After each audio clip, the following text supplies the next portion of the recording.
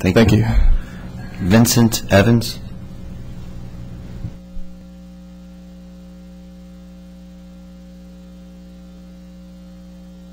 Thank you. You recognized?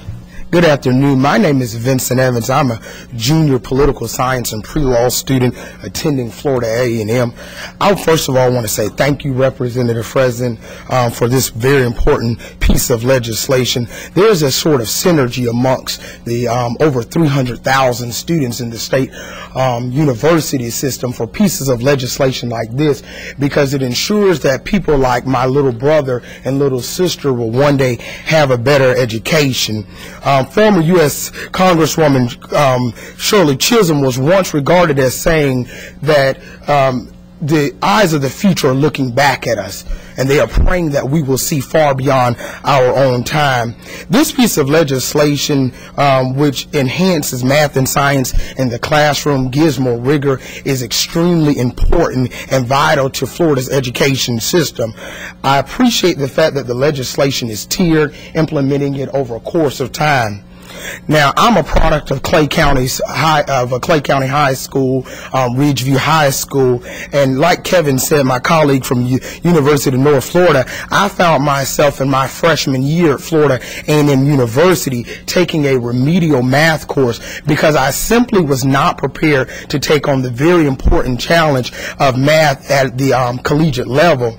And so I can say for me that having this legislation back then in 2003 when I entered high school would have been very important in ensuring my success in college so that I would not have had to take that remedial course. And I think overall this is what this legislation does. It ensures that we raise the standards. The irony is this: Florida students are falling behind, the nation is falling behind. We are globally not being able to compete with our friends across the water, and we've got to ensure that the United States, like President Obama was quoted, that has unmatchless resources, is able to compete on a global level, and I think that that's what this legislation does. Now, I'm sure there will be questions about standards versus funding.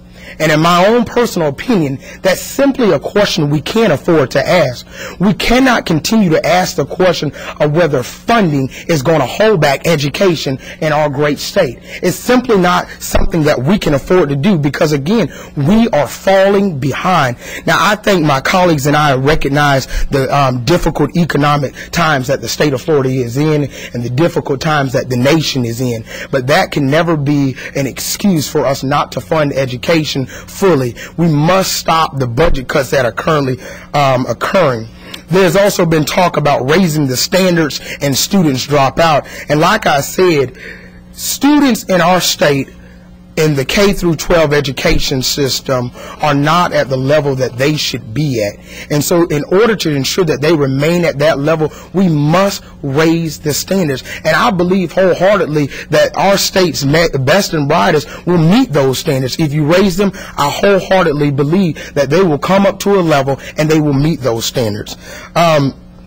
Education is the life. If I could just help you just wrap up just a little bit. We've got a real thick stack of individuals wanting to speak, so please just come to your conclusion and we'll let you finish up.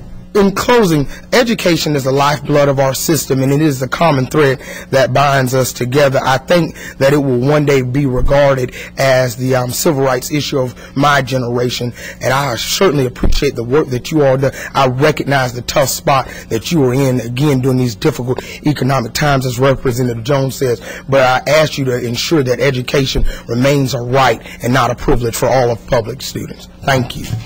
Mr. Evans? I have to say, I have a feeling we won't be calling you Mr. Evans. We'll probably be calling you Governor or Representative Evans, and that's your future.